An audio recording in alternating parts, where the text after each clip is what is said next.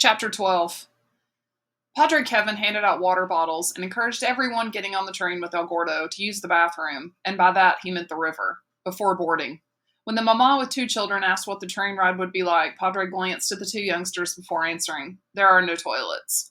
A mixture of worry and adrenaline coursed through Jaime.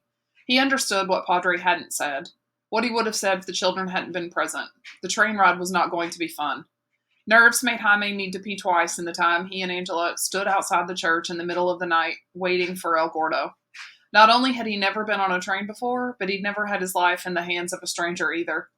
Pancho, who had driven them across the Guatemala-Mexico border, had been selling his wares in their village for years before Jaime was born.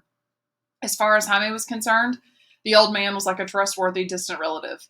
But Jaime definitely didn't trust El Gordo. For one thing, how would the gangs who patrolled the trains or La Migra know who had paid for protection? Would El Gordo hang cardboard signs from their necks that read, "Don't beat this guy up, he paid"? Jaime shifted from one foot to another and wiped his sweaty hands on his jeans. Anything could happen. A dozen people, mostly men, but also a few women and two children, waited for Jaime and Angela on the dirt street outside the church for El Gordo, where earlier that day, Jaime and his friends had played with a semi-deflated ball. The mama clung tight to her children. The water bottles Padre Kevin had handed out seemed to be their only possessions, except the little girl also held a scrap of pink cloth that might have come from a blanket. The man in the bandana, who'd been the first one brave enough to go up to El Gordo, paced back and forth. The two brothers crouched with their knees to their chests, trying to get a bit of sleep. At least half of them looked as scared and nervous as Jaime felt. The others seemed more lost and empty, as if they had nothing left to lose in this world.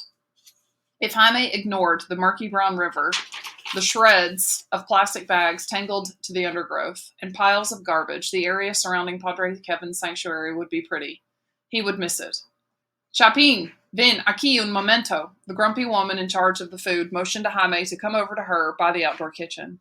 Jaime looked from Angela to the empty street. He was wondering whether to use the river one more time, but supposed he could go to the woman quickly. Any engine that came down the road would be heard immediately. He trotted over to her, keeping his eyes on the street and on Angela. See?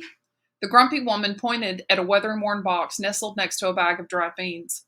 A missionary donated 500 lead pencils. We'll never go through them in a million years. I saw you drawing the map of the shelters. You got talent.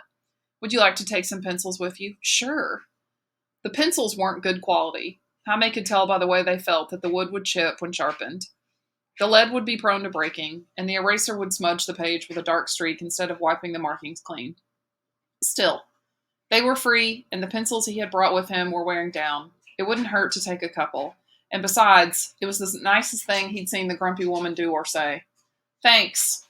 He gave her a quick kiss and then ran back to the crowd as he heard a car coming down the road. It was a van, not a car. Of course, they wouldn't have all fit into El Gordo's Mercedes, not that Jaime thought El Gordo would let them near his fancy car. The windowless van reminded him of the one that woman on the bus had been thrown into by La Migra officers. Except this one was black, with dents along the sides as if it had been rammed into several times. Could this all have been a trap? Had they paid El Gordo to send them back home? Jaime wanted to believe that Padre Kevin wouldn't allow that, but on the other hand, he had seen how the Padre disliked the smuggler and yet still felt compelled to work with him. Maybe Padre Kevin didn't feel he had a choice like Jaime. El Gordo's minion got out of the driver's seat this time and opened the rear door. Angela took a deep breath before she seized Jaime's hand. They followed the others into the back of the van. It smelled of dirt and sweat, at least better than El Gordo's offensive cologne. Blessings and prayers came from those staying at the church to brave the train another day. Or maybe not at all. Their faces more anxious than envious. Que Dios los bendiga. God bless you. Safe travels. Don't give up. And of course, Padre Kevin's own untraditional words. Jesus loves you. It's everyone else you have to convince. Jaime hugged Angela's hand to his chest as the van's door shut and another chapter of their journey ended. A narrow bench had been fitted to either side of the van. The people were crammed so tight, heads and knees were the only things capable of rocking and bumping into each other as the van pulled away. No one spoke, including the driver up front. For the first few minutes, Jaime tried to draw a mental map of where they were going. Left, right, right. But he soon lost track. Not that it mattered. Not that he knew where they were going, or that he would need to get back. He lost all sense of time. It might have been a few minutes or a few hours. Lights came through the windshield, but the large man sitting next to Jaime blocked the view. At some point, the driver turned off a paved road and the van began to bounce as it hit craters and rocks. Jaime gripped the underside of his seat to hold himself steady. Angela banged against the side of the van with a yelp. The woman with 2 children cut her hand on a bit of metal sticking out on one side, but ignored it to calm her crying kids. The driver slammed on his brakes, and one of the men on the opposite bench popped out of the wedge bunch. Nearly everyone on that side fell off their seats into a mosh pit on the floor or on the top of people in front of them. Shh! El Gordo's minion uttered his first sound, sharp and full of urgency. As he ducked in his seat, Jaime bit his lip to keep from crying out. His left foot was trapped and twisted in an odd angle between 2 people on the floor. The mama clamped her bleeding hand over her daughter's mouth and glared at her son to stop crying. As if someone had pushed the mute button on a television, the whole black van fell quiet in an instant. They remained in the tangle of sprawled bodies for several minutes, not daring to move lest they'd make some noise. Just when Jaime was sure his ankle couldn't bear the pain of being smashed any longer, the back of the van opened slowly without its usual metal clamor. The dim glow from a distant light post illuminated a pockmarked face with eyes set so deep they couldn't be seen. The guy's arms, black with tattoos, held open the back door to keep it from squeaking. "If you value your life, you'll come quickly, quietly, and keep out of sight," he said in a low voice. The passengers untangled themselves and tumbled out of the van. Jaime and Angela crouched in the vehicle's shadow, Jaime's sore ankle aching from the weight. The guy couldn't have been too much older than Angela, but the scars on his face made him look like he'd been beaten up a few times. In the dim light, Jaime noticed the tattoo covering his arm was tightly wound vines with thorny roses. A gang tattoo, for sure. The guy held out his tattooed arm low to the ground to signal that everyone should stay put. Jaime took the time to look around. They were in a rail yard with lines of cargo train cars on different tracks, but no passenger cars. Under the far-off lights, workers loaded boxcars with goods. By the way the sacks hung over their shoulders, Jaime guessed some were filled with something soft like cornmeal. Others retained their shape and looked like they held cement. Uniformed men strutted along the train cars and peered into shadows and underneath the cars while clinging to their automatic weapons. As his eyes adjusted to the dim light, Jaime picked up other details, or more specifically, other people. Figures darted from behind one car to another. Stealth shadows flickered over the top of some of the cargo cars. Jaime gulped. The cars were much taller than he imagined, and the train could go faster than an automobile. Falling from the cars would not be a small bump like the plastic men endured when he and Miguel used to play with trains. New worry filled his head. With every shadow he saw, he wondered if it was Xavi, Joaquin, or even Rafa. Would Jaime ever see them again? He pulled the straps of his backpack tighter around his shoulders. The edge of his sketchbook dug into his spine as if to reassure him it was still there. He rotated his banged ankle. It still felt tender, but not enough to keep him from walking, or running if he had to. From the corner of his eye, he caught Angela taking a deep breath. Then she nodded, as if trying to reassure him that everything was fine. He knew her better than that. She was just as scared as he was, but pretended otherwise for his sake. In turn, he pretended he believed that everything was fine. An insect made a soft chirp, and with that, the man pointed to Jaime, Angela, and 2 others, waved his tattoo arm, and took off close to the ground like a coyote. The chosen 4 ran after him to the shadow of an abandoned hopper car. From there, their tattooed guide motioned for the second 4 to scurry over. Jaime squeezed Angela's hand, and they dashed to the open-topped hopper, keeping close to the ground with their heads scrunched between their shoulders like turtles.